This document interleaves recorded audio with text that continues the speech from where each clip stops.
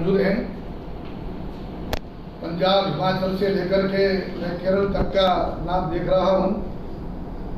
आप सबका राष्ट्रीय कामधेनु आयोग की ओर से हार्दिक स्वागत है, अभिनंदन है। और इस श्रावण महीने के अनेक उत्सव आ रहे हैं। थोड़े दिन में रक्षाबंधन आएगी, जन्माष्टमी का त्योहार आएगा, बाद में गणेश उत्सव आएगा, आगे जाएंगे तो नवरात्र का पर्व आएगा, दुर्गा पर्व आएगा, उससे आगे जाएगा दीपावली आएगी, नया साल भी आएगा। तो एक पर्व की श्रृंखला हमारी जो हिंदू संस्कृति का एक आधारभूत श्रृंखला है वो शुरू हुई है। आप सबको बहुत बहुत बधाई हो, अभिनंदन हो, शुभकामनाएं। आप सबको जिसे पता है कि आज का हमारे सेमिनार का मकसद क्या है। राष्ट्रीय कामधेनु आयोग माननीय प्रधानमंत्री श्री नरेंद्र भाई मोदी जी ने 2019 के फरवरी में घोषणा की। भारत सरकार का जो पशुपालन मंत्रालय है, एनिमल हस्बेंड्री मंत्रालय है, उनके अंडर में ये राष्ट्रीय कामधेनु आयोग, जो कि पूरे देश का गौ सेवा आयोग है। भिन्न भिन्न राज्यों में गौ सेवा आयोग कार्यरत है, लेकिन राष्ट्रीय लेवल पर ये माननीय प्रधानमंत्री श्री ने राष्ट्रीय कामधेनु आयोग की स्थापना करके कामधेनु यानी कि हमारी गौ माता, भारतीय संस्कृति को जो हम कहते हैं कि गौ, गंगा, गायत्री, गीता और गोविंद की संस्कृति है, तो एक गौ संस्कृति को फिर से पुनर्स्थापित करके भारत माता को कैसे विश्वगुरु बनाए, भारत को कैसे दिव्य और भव्य भारत का जो सपना संजोया है हम सब ने, भारत को एक महासत्ता, एक सुपर पावर बनाने की जो हमारी कल्पना है, जो आर्थिक दृष्टि से तो समृद्ध हो ही, लेकिन आर्थिक, सामाजिक और साथ साथ में आध्यात्मिक दृष्टिकोण से भी एक पूरे विश्व में एक माननीय दृष्टि से देखा जाए, ऐसा एक भारतवर्ष जो पूर्व में था कभी, फिर से 21वीं सदी में भारत को एक भव्य, दिव्य और महान भारत बनाने के लिए गौ संस्कृति का योगदान, गौ आधारित समाज व्यवस्था, हमारी समाज व्यवस्था वैसे भी गौ केंद्रित थी। हम जो कामधेनु कहते हैं, तो कामधेनु का मतलब ये है कि सभी इच्छा पूर्ण करने वाले, तो सुख, समृद्धि, स्वास्थ्य, स्वावलंबन, संस्कार, स्वदेशी, सभी जितनी भी हमारी एक उन्नत राष्ट्र के नाते जो कल्पना होती है, राष्ट्र को सुखी संपन्न बनाना, समृद्ध बनाना, इसमें गाय माता का योगदान और उसके आधार पर राष्ट्रीय कामधेनु आयोग का मैंडेट। राष्ट्रीय कामधेनु आयोग भारतीय अपनी जो गाय है, जो भारतीय ब्रीड है, जो औलाद है, जो नस्लें हैं, आजकल 50 से ज़्यादा नस्लें तो भारत सरकार ने आइडेंटिफाई करके उनको अपने मैप पे ला दी है।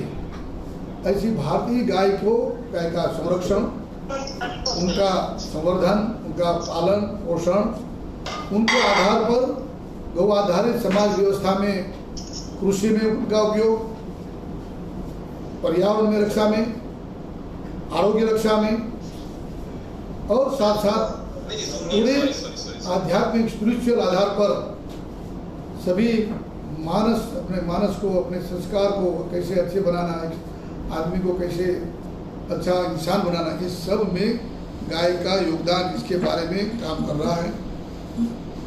अभी थोड़े समय पहले माननीय प्रधानमंत्री श्री ने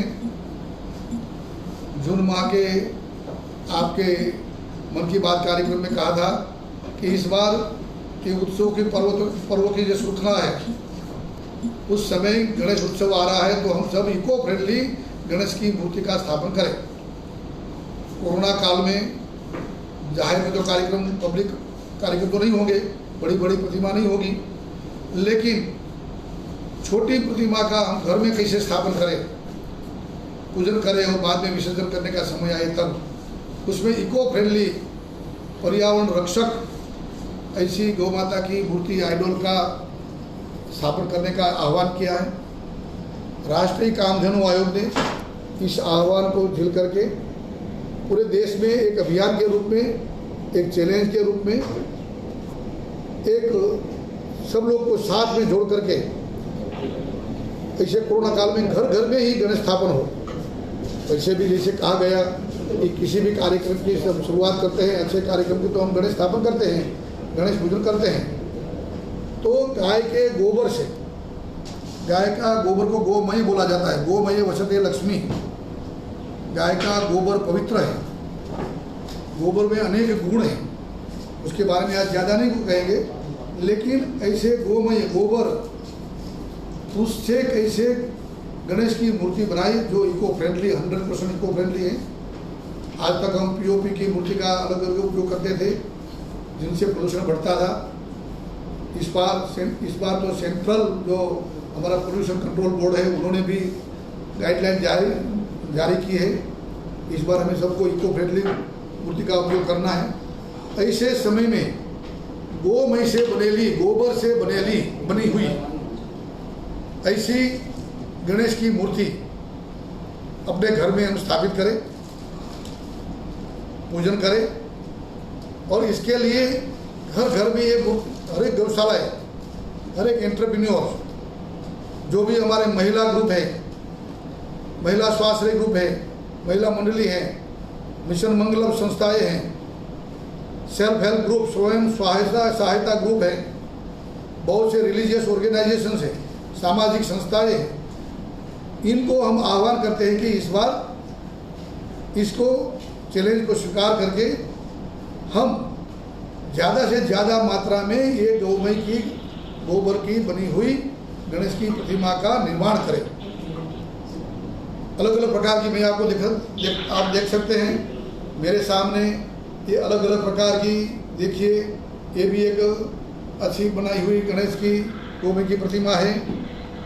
ये भी है, एक कलर में है, अलग अलग कलर में दिखाई देती हैं।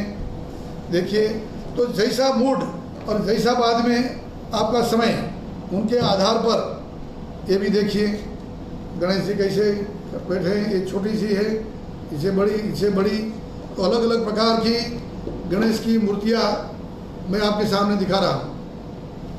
ये सब मूर्तियाँ को अपने घर में रख करके पूजन करें, अर्चन करें। बाद में वैसे तो ये मूर्तियाँ ऐसी कि अपने घर में परमानेंट पूजा स्थान पर रखने के लायक है। जिसे हम और कोई मूर्तियाँ रखते हैं, चांदी की, सोने की, या तो अपने कोई गोल्ड बनाई, तो ये भी रख सकते हैं, आराम से उनका पूजन अर्चन कर सकते हैं। और यदि 15 दिन के बाद, गणेश उत्सव के समय बाद वो विसर्जन करना है, तो जहाँ भी विसर्जन करेंगे, ये इको फ्रेंडली होने के नाते गोबर का, गाय का गोबर है, उसमें बताया जाएगा आपको मिट्टी होगी, उसमें बाकी के जो उनके अलग अलग प्री मिक्स मटेरियल है वो डाले जाते हैं, तो पूरा इको फ्रेंडली और डिजोल्व हो जाता है। यदि हम अपने घर में ही विसर्जित करेंगे तो ये पूरा खाद बन जाएगा। अपने पेड़ पौधे, बाग बगीचा में जो फूल छोड़ है, उनके लिए बढ़िया से बढ़िया खाद बनेगा। यदि नदी नाला में, यदि समुद्र में डालेंगे तो भी वो विसर्जित हो जाएगी। काफ़ी लोग अलग अलग प्रयोग करके इसमें अलग अलग पौधे के बीज भी डालते हैं, ताकि जहाँ भी गया तो खाद के साथ साथ वो बीज जमीन में उग जाएगा, तो पर्यावरण की और भी रक्षा होगी। तो ये पर्यावरण पूरक इको फ्रेंडली गौ माता की प्रतिमा, गौ माता के गोबर से बनी हुई गणेश की प्रतिमा, इससे हम ये अभियान का शुरुआत करते हैं। आज हमारे साथ, क्योंकि हम जब ये शुरुआत करने गए तो गौशाला वालों ने कहा कि सर हमें इसके लिए मोल्ड चाहिए, उनका बीबा चाहिए, उनका जो प्रतिमा बनाना कैसे बनानी, उनका प्रशिक्षण चाहिए। तो देश में हमने जहाँ जहाँ इसी प्रतिमा के लिए बनाते थे, मोल्ड बनाते थे, ऐसा कौन संपर्क हुआ, बहुत से लोग एंटरप्रेन्योर हमारे आज के, जो हमने बाद में सोचा कि इनका एक प्रशिक्षण भी किया जाए और मोल्ड बनाने वाले लोगों को इकट्ठा करके पूरे देश में एक अच्छी तरह से एक अभियान के रूप में जिनको जहाँ से खरीदना है उनके लिए एक मार्गदर्शन मिले। आज का मेरे प्रवचन के बाद हमारे साथ डॉक्टर भाग्यश्री उनके हैं, जितेंद्र भन के दोनों कपल बहुत सालों से गोमय यानी कि पंचगव्य, बाकी की गोबर सभी आइटम बनाते हैं और उनका प्रशिक्षण देते हैं। पूरा जीवन उन्होंने गाय के लिए समर्पित कर दिया। उनसे हम कैसे ये मूर्तियाँ बनाना, कैसे मोल्ड बनाना, इनका प्रशिक्षण तो लेंगे। साथ साथ में समाज को हमारी अपील है कि गौशाला वाले ये बनाएंगे तब उनको भी हमें प्रोत्साहित करना पड़ेगा। गौशाला वाले बनाएंगे तो वो स्वावलंबी होंगे, आत्मनिर्भर होंगे, गोमय का उनके गोबर का उपयोग हो जाएगा और हमारे घर में ये प्रतिमा आएगी तो हमारे घर का वातावरण शुद्ध होगा, पवित्र होगा, पर्यावरण पूरक होगा, रेडिएशन से तो बचेगा ही और गणेश जी का आशीर्वाद मिलेगा। विघ्न हरता है तो विघ्नों से भी हमारा रक्षण होगा। तो ये बहुमूल्य ये अवसर आया है, मिला है, उसके आधार पर हम आज ये शुरुआत है गणेश जी की मूर्ति से। लेकिन मेरे सामने आज मैं आप दिखाऊंगा अलग अलग।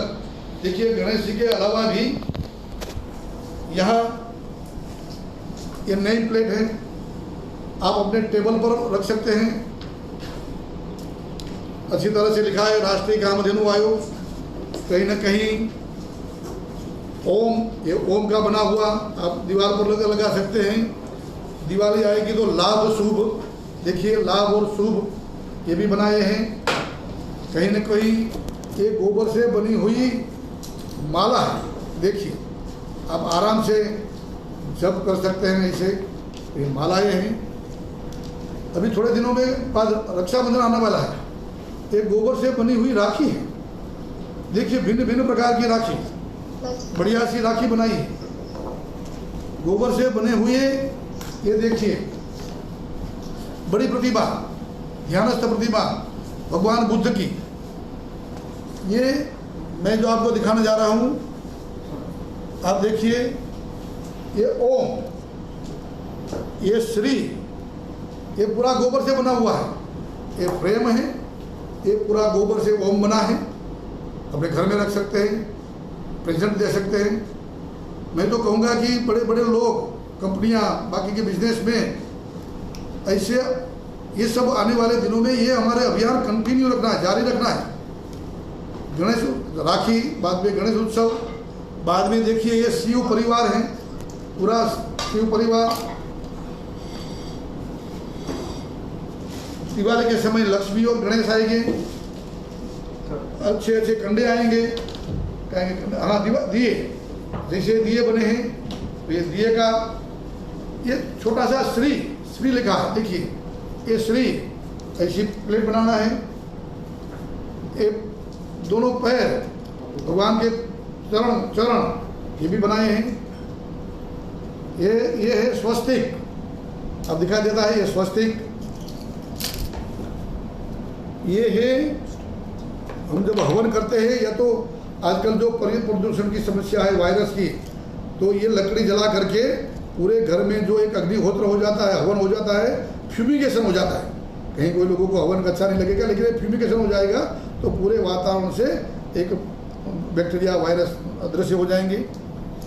एक की चेन बनाया है, देखिए बढ़िया सा, आप की रख सकते हैं इसमें। और ये की चेन है, कितने फायदे हैं। एक की चेन से आप घर अपने खिस्से में रखेंगे, साथ में रखेंगे तो रेडिएशन से भी आपको प्रोटेक्शन मिलेगा। और अच्छा सा एक डेकोरेटिव की चेन बना है।